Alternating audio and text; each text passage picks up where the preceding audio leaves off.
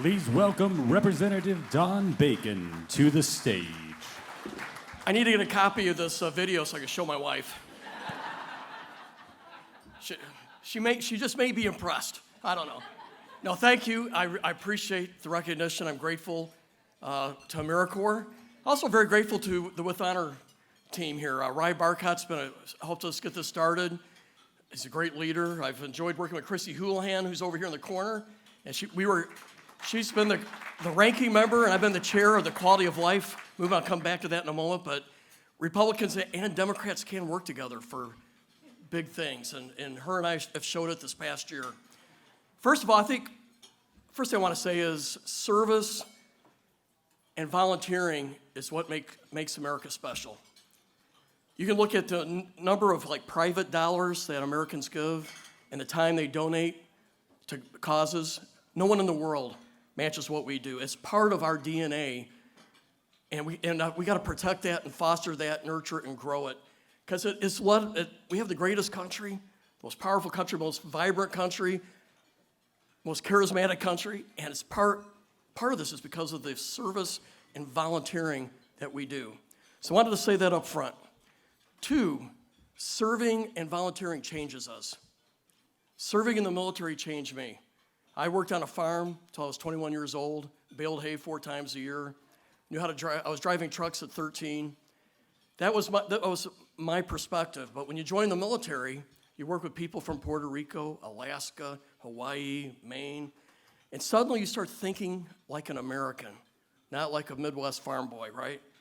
And service does that. It makes you feel American because you get an American perspective, and you learn from other people. When I was in the military, I never asked who was a Republican or Democrat when we were doing a mission. We were Americans first.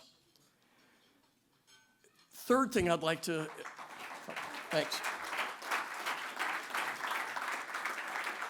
The third thing I'd like to raise, and I don't mean to, this is no intention to get political. It's actually, this is a bipartisan problem we got to face.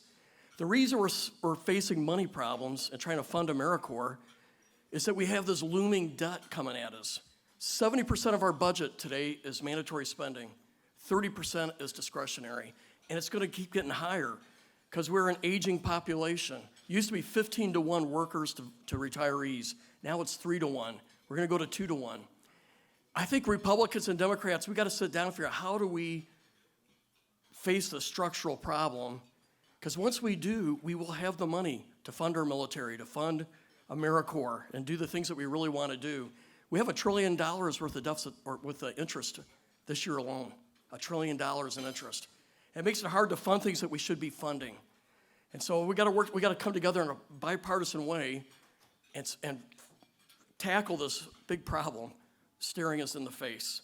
And I'll close on this. A democracy or representative government only works when the citizens are involved. Volunteering and participating in service strengthens our country.